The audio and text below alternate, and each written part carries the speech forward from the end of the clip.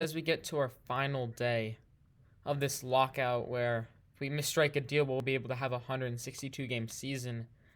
I've been thinking a lot about it, and I think that MLB is about to crush the Players Association, and it's not going to be pretty. They have a lot of power here, and the Players Association is going to have to cave into them. I don't like saying this. I hope they strike a deal. I hope we have 162 games. But the owners are just going to ruin baseball right now. They're going to chip into the season so far, as far as they need to, and then force the Players Association to strike a horrible deal. Now, the majority of players that the Players Association, or every player that the Players Association represents, is on teams' 40-man rosters.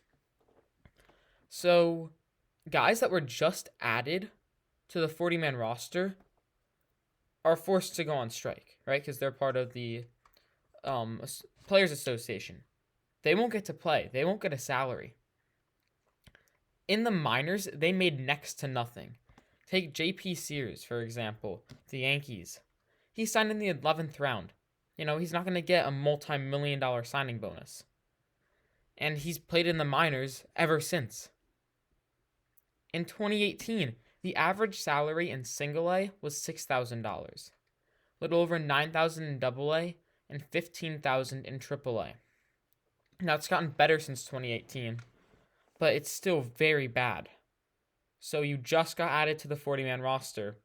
Now you're not going to be able to play because of the lockout, and you don't have enough money to, wait this lockout out and negotiate. I'm guaranteeing you that players that were just added to the 40-man roster and have only played in the minors are going, hey, we need to strike a deal. I need to work. I need to make money. And the owners know this. They know that as the closer they get to the season, the more intense it gets. The realism of, hey, we need to work this season so we can afford to live is going to settle into some of these players' minds.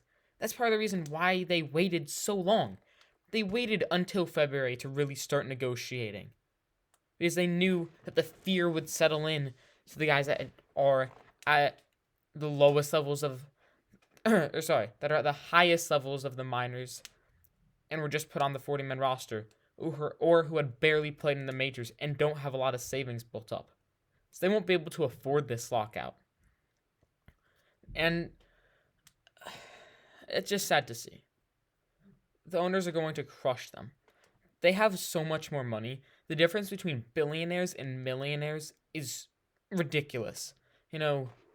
People saying, oh, this is just millionaires and billionaires fighting. The difference between a millionaire and a billionaire is so much. It's just ridiculous. The difference between the two sides. The owners, they could sit out 5 lockouts and be perfectly fine. They have other jobs. They're like companies that they run. They have other sources of income. The guys that were just added to the 40-man, they don't. Even the average MLB player, it's going to start impacting them because obviously they have, pretty good lifestyles and it's going to be expensive to keep up. They're going to have to strike a deal. And MLB knows this. They're holding out. They've waited this long to negotiate, so this fear settles in. And the Players Association has given them good offers. They've negotiated. They've tried to come back to the table every day and strike a deal. I'm not saying that they're perfect.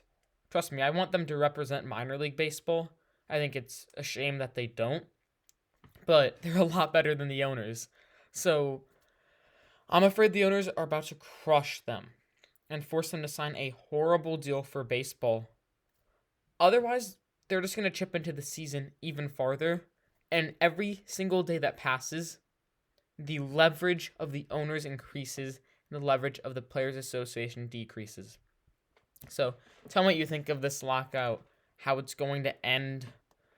Just tell me your thoughts in the comments.